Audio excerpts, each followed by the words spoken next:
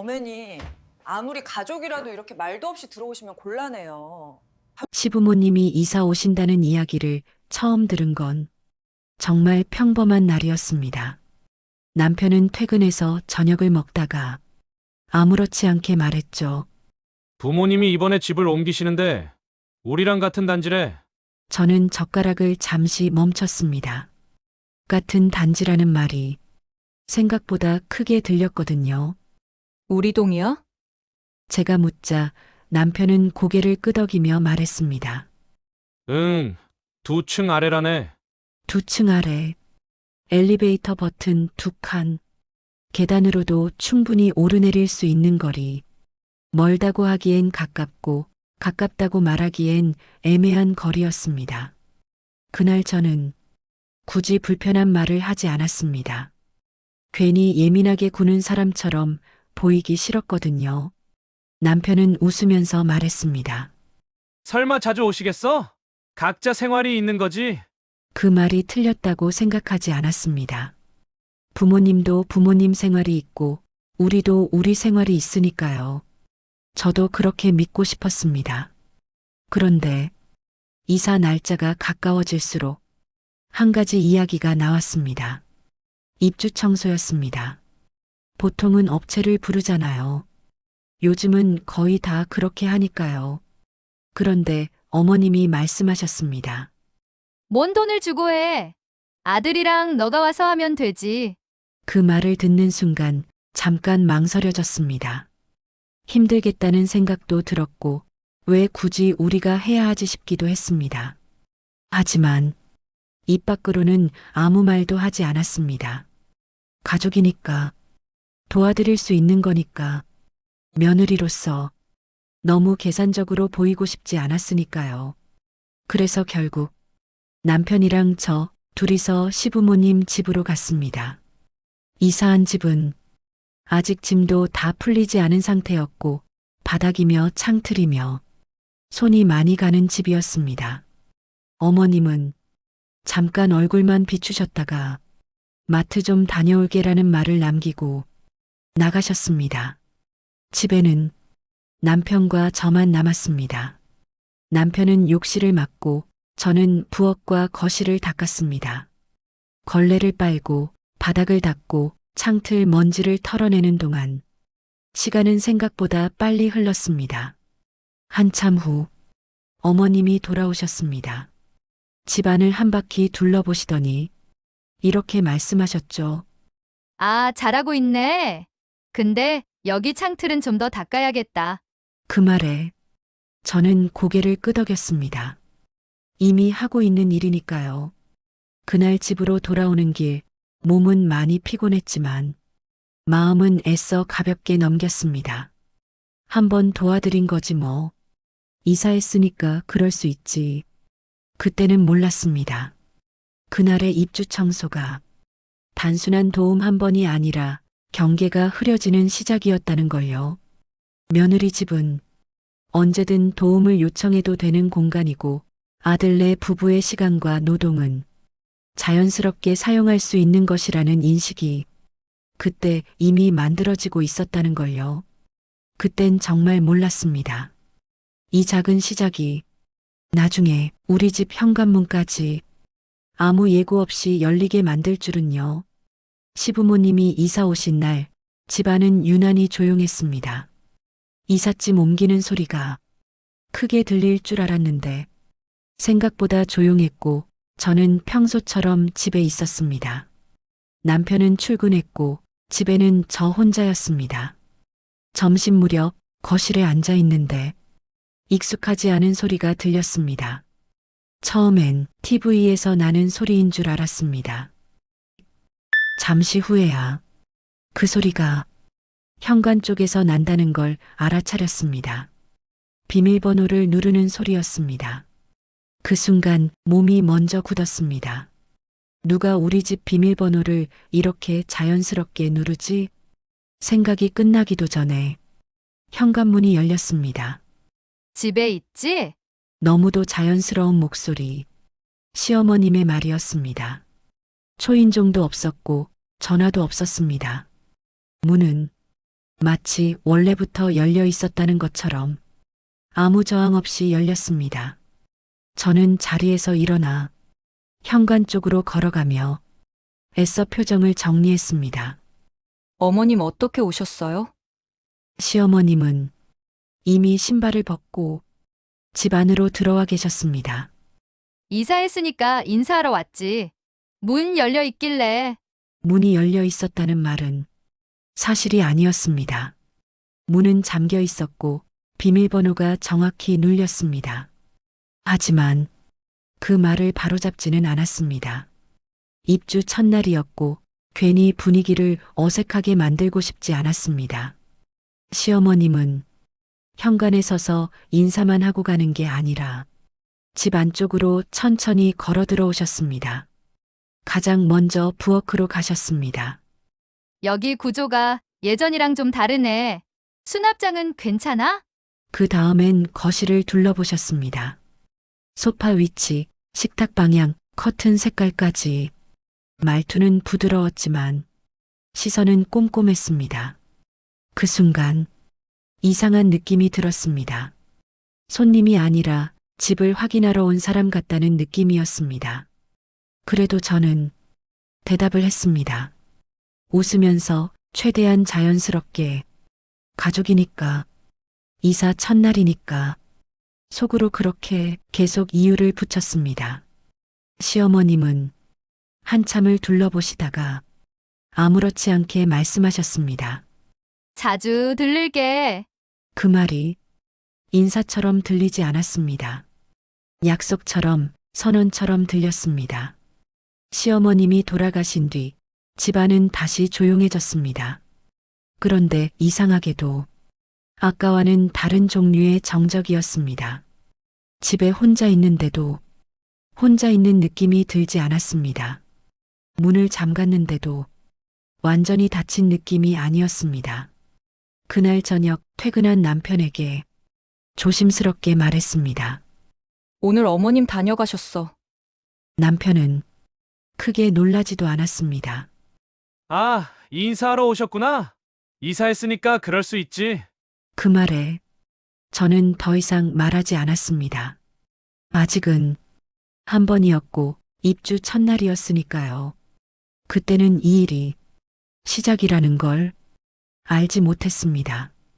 이후로 초인종 없는 방문이 반복될 거라는 것도, 이 집이 조금씩 내 공간이 아니게 느껴질 거라는 것도요. 그날 이후로 현관 초인종은 거의 울리지 않았습니다. 대신 익숙해지기 싫은 소리가 점점 자주 들리기 시작했습니다. 비밀번호를 누르는 소리였습니다. 어느 날은 오전이었고 어느 날은 오후였습니다. 미리 연락이 온 적은 거의 없었습니다. 집에 있을 거라 생각하고 그냥 오신 것 같았습니다. 처음엔 어머님 혼자 오셨습니다. 잠깐 들렀다 간다며 부엌에 있던 반찬을 보시고 냉장고 문을 열어보셨습니다. 이건 언제 한 거야? 이건 좀 짜겠다. 말투는 평범했지만 그 행동이 조금씩 마음에 남았습니다. 며칠 뒤엔 아버님이 오셨습니다. 어머님과는 달리 말수는 적으셨지만 집안을 천천히 둘러보셨습니다. 거실에 앉아 계시다가 TV를 켜시고 채널을 몇 번 돌리셨습니다. 이건 잘 나오네. 그 말이 왜인지 이상하게 들렸습니다. 그날 이후로 방문은 사건이 아니라 패턴이 되었습니다. 쉬는 날에도, 퇴근 전에도, 심지어 제가 집에 혼자 있을 때도 문은 열렸습니다. 비밀번호 소리가 들리면 저는 먼저 시계를 보게 됐습니다.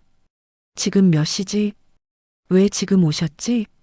그리고 그 다음엔 옷부터 확인했습니다. 잠옷 차림은 아닌지, 너무 편한 모습은 아닌지, 집인데도 항상 누군가를 맞을 준비를 해야 했습니다. 어느 순간부터 집이 쉬는 공간이 아니라 대기 공간처럼 느껴졌습니다. 언제 문이 열릴지 몰라 완전히 긴장을 풀 수 없는 곳. 문은 분명 잠겨 있었는데 마음은 늘 열려있는 느낌이었습니다. 남편에게 다시 한번 말했습니다. 요즘 어머님이랑 아버님 자주 오셔. 남편은 대수롭지 않게 대답했습니다. 같은 단지니까 잠깐 들르는 거잖아. 그 말이 틀린 말은 아니었습니다. 하지만 제가 느끼는 불편함은 자주 와서가 아니었습니다. 예고 없이라는 점이었고 당연하게라는 태도였습니다. 그 차이를 설명하기가 어려웠습니다. 말로 꺼내는 순간 괜히 예민한 사람이 될 것 같았고 괜히 가족 사이를 불편하게 만드는 사람이 될 것 같았습니다. 그래서 저는 또 한 번 참는 쪽을 선택했습니다. 그때는 몰랐습니다. 이렇게 참다 보면 언젠가는 선이 완전히 사라질 거라는 걸요. 그리고 그 선이 사라지는 순간이 생각보다 훨씬 갑작스럽게 찾아올 거라는 것도요. 어느 순간부터 이 문제를 남편에게 어떻게 말해야 할지 생각하게 됐습니다. 불평처럼 들리지 않게, 부모님을 비난하는 사람처럼 보이지 않게, 최대한 조심스럽게요. 저녁을 먹다가 아주 담담하게 말했습니다. 요즘 어머님이랑 아버님 예고 없이 자주 오셔서 조금 불편해. 남편은 젓가락을 내려놓지도 않고 대답했습니다. 같은 단지잖아. 잠깐 들르는 건데 뭐. 그 말이 상황을 더 복잡하게 만들었습니다. 남편 말이 완전히 틀린 건 아니었거든요. 같은 단지에 살면 왕래가 잦을 수도 있고 부모님이니까 가볍게 들를 수도 있죠. 그래서 저는 다시 말을 이었습니다. 자주 오는 게 문제가 아니라 미리 연락 없이 오는 게 좀. 말을 끝내기도 전에 남편이 말을 받았습니다. 부모님이 아들 집에 오는데 연락까지 해야 해. 그 질문에 저는 잠시 말이 막혔습니다. 그 순간 깨달았습니다. 남편에게 이건 불편한 문제가 아니라 굳이 문제 삼을 필요 없는 일이라는 걸요. 저는 그 차이를 설명하려고 했습니다. 내가 집에 혼자 있을 때 문이 갑자기 열리면 좀 놀라잖아. 남편은 고개를 끄덕이긴 했지만 표정은 여전히 가벼웠습니다. 놀랄 수는 있지. 그래도 나쁜 의도는 아니잖아. 그 말이 저를 더 조용하게 만들었습니다. 의도가 나쁘지 않으면 불편함은 참아야 하는 게 되는 걸까요? 그날 이후로 저는 이 이야기를 자주 꺼내지 않았습니다.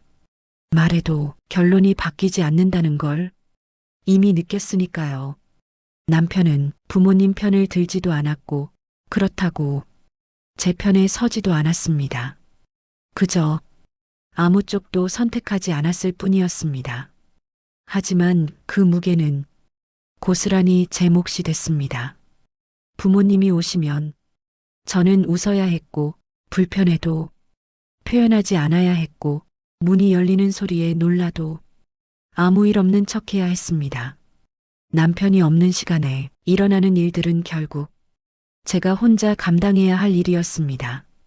그때부터 집에서 혼자 있는 시간이 조금씩 힘들어졌습니다. 문이 열릴까봐 이어폰을 끼고 있어도 소리에 더 예민해졌고 샤워할 때도 현관 쪽이 신경 쓰였습니다.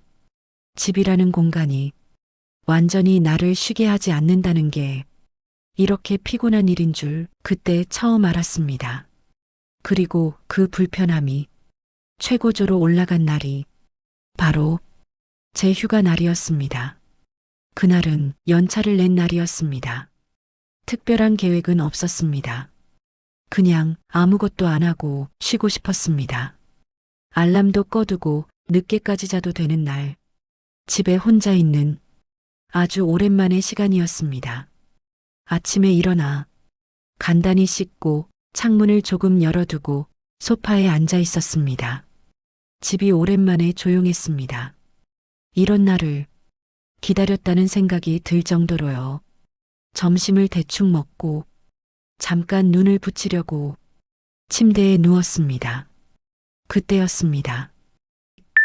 익숙해지기 싫었던 소리, 현관 비밀번호를 누르는 소리였습니다.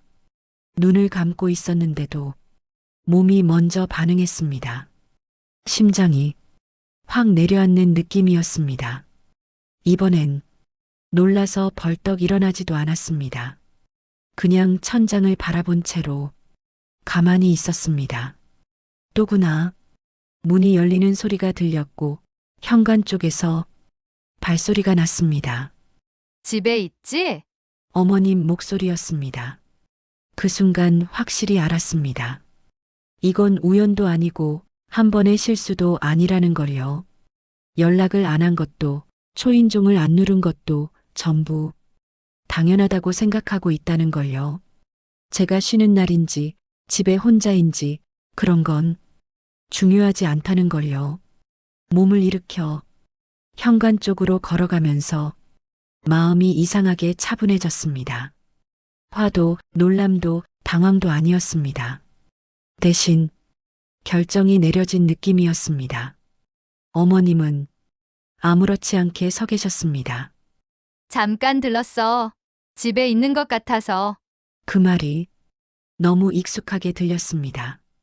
저는 그날 처음으로 아무 말도 하지 않았습니다. 웃지도 않았고 설명도 하지 않았습니다. 그냥 고개만 끄덕였습니다. 어머님은 잠깐 집을 둘러보시고 곧 돌아가셨습니다. 문이 닫히는 소리가 들렸고 집안은 다시 조용해졌습니다. 그런데 이번엔 그 조용함이 이상하게 무겁게 느껴졌습니다. 그때 확실히 알았습니다. 이대로 두면 이 집은 계속 열려 있을 거라는 걸요. 문이 아니라 경계가요. 그날 저는 더 이상 기다리지 않기로 했습니다. 어머님이 돌아가신 뒤 저는 한동안 거실에 그대로 서 있었습니다. 집은 조용했지만 머릿속은 정리되지 않았습니다. 이걸 말로 해야 하나? 다시 남편에게 설명해야 하나? 그런데 이상하게도 말이 먼저 떠오르지 않았습니다. 설명해도 결국 같은 자리로 돌아올 것 같았거든요. 그래서 그날은 말 대신 행동을 선택했습니다. 현관 비밀번호를 바꿨습니다. 숫자 4개를 하나씩 입력하면서 이상하게 손이 떨리지는 않았습니다. 미안함도 죄책감도 그 순간에는 없었습니다. 그냥 당연하다는 느낌이었습니다. 이 집은 누군가의 호의로 열리는 공간이 아니라 사는 사람의 동의로 열려야 하는 곳이니까요. 비밀번호를 바꾸고 나서 남편에게는 길게 설명하지 않았습니다. 그럴 필요가 없다고 느꼈습니다. 그날 저녁 남편이 퇴근한 뒤 딱 한마디만 했습니다. 앞으로는 미리 연락 주시면 좋겠다고 말씀드렸어. 남편은 잠시 저를 보더니 아무 말도 하지 않았습니다. 놀란 것 같기도 했고 이제야 상황을 이해한 것 같기도 했습니다. 그날 밤 집에 누워 있는데 현관 쪽이 이상하게 조용했습니다. 문이 제 역할을 하고 있다는 느낌이 오랜만에 들었습니다. 그날 이후로 현관문은 예고 없이 열리지 않았습니다. 초인종이 울렸고 전화가 먼저 왔습니다. 지금 집에 있니? 잠깐 들러도 될까? 그 평범한 질문이 그렇게 고마울 수가 없었습니다. 집은 다시 내가 쉬는 공간이 됐습니다. 혼자 있을 때 문소리에 놀라지 않아도 됐고 옷부터 챙겨 입지 않아도 됐습니다. 남편도 이후로는 부모님이 오시기 전 저에게 먼저 물었습니다. 오늘 괜찮아? 그 말 한마디가 상황을 완전히 바꿔놓았습니다. 그제서야 깨달았습니다. 가족이라서 참아야 하는 게 아니라 가족이기 때문에 선을 그어야 할 때도 있다는 걸요. 선을 긋는다는 건 관계를 끊는 게 아니라 관계를 오래가게 만드는 방법일 수도 있다는 걸요. 만약 그날 제가 또 한 번 웃으며 넘겼다면 이 집은 계속 누구에게나 열려 있었을 겁니다. 그리고 저는 점점 더 이 집에서 편해질 수 없었겠죠. 여러분이라면 어떻게 하셨을까요? 가족이라는 이유로 어디까지 참을 수 있을까요? 그리고 어디서부터는 선을 그어야 할까요? 댓글로 여러분의 생각을 들려주세요.